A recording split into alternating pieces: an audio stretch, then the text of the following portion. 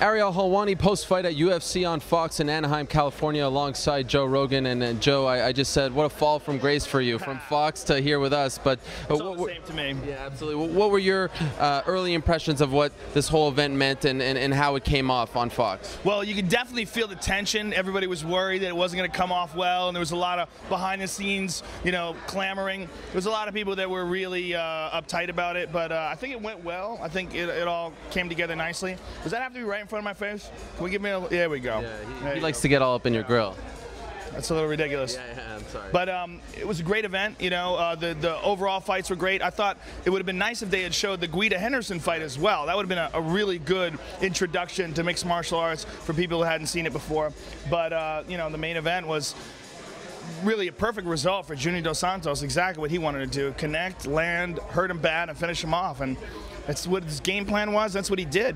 I was surprised that Cain Velasquez didn't try to either take him down or force him immediately into some sort of a grappling contest, force him to work hard and tire him out. But who knows what the game plan was. There was a lot of rumblings about Cain Velasquez having a knee sprain, that he got shot with cortisone before the fight. So who knows if that played a part in it, Everyone in Cain's camp was denying that, but I'm wondering if you found out any more information if that was in fact true. Oh, it is true. Yeah, it is true. Yeah, I mean, I'm sure they denied it before the fact, but I know for a fact it's true. So when you were watching him, did you get the sense that this wasn't the Cain Velasquez who beat Brock Lesnar 13 months ago? Well, first of all, he's not fighting Brock Lesnar. Second of all, he had a shoulder surgery that took him out for over a year, right? I mean, when was the last time he fought? October of last year. Yeah. So there's that, and then on top of that, if there was this knee issue, and he came in at 249 pounds, which is heavy for him. I believe he's usually around 240-ish, somewhere around that. He looked a little soft. So it could be that he has had issues training. It could be, shoulder surgeries are very difficult. The joint is an unusual joint. It moves all sorts of different directions, and it's notoriously hard to repair 100%. So who knows if that was good? I mean, who knows what issues he had, and who knows if Junior Dos Santos would have done that to a perfectly in shape, perfectly healthy Cain anyway. Junior, if he hits him with that punch any time in Cain's life, Cain's going to be in big trouble. It doesn't matter if he's in great shape or not. It's the punch that landed. It's why the punch landed. Did it land because Cain overestimates his chin? Did it land because Junior's just that good? Did it land because of ring rust? Did it land because of knee problems or shoulder? Who knows? But for Junior, perfect result. What do you think of the stoppage?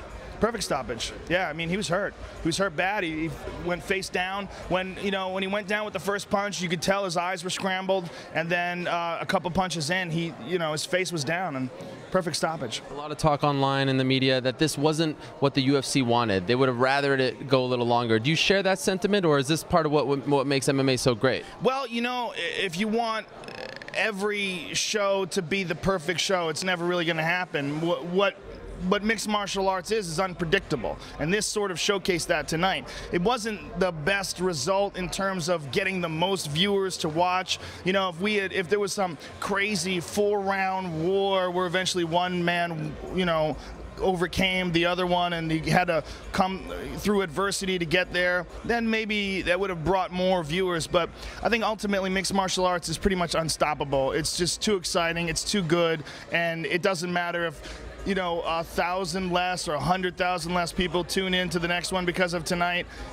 Ultimately, it's going to be gigantic. It's going to be much bigger than it is. The fact that it's now on broadcast television, the fact that it's now available for free to millions of people that would have never watched it, the door's open and the floodgates are open, and it's just a matter of time now. For yourself, I saw you there holding the Fox Sports mic flag, and I remember your debut, I believe it was in Alabama, pre-Zuffa era. Yeah. Was it a little surreal this whole evening for you to just be a part of this and really hit the mainstream? Well, quite honestly, it feels the same when you're standing there cage side. You just have a different logo on your microphone, but the place is still filled, the crowd is still going crazy, and it's still the best fighters in the world right in front of you. So it felt a little different in that there was a few more people there, and when we're on the stage of the weigh-ins, I'm used to introducing the people that I know, and there's all these extra suits and all these extra people, and there's a little weird, a little different, but for me, pretty much the same thing most of the night up until the main event. I just want to ask you two quick questions before we let you go. If you're Junior Dos Santos, who would you rather face, Brock Lesnar or Alistair Overeem?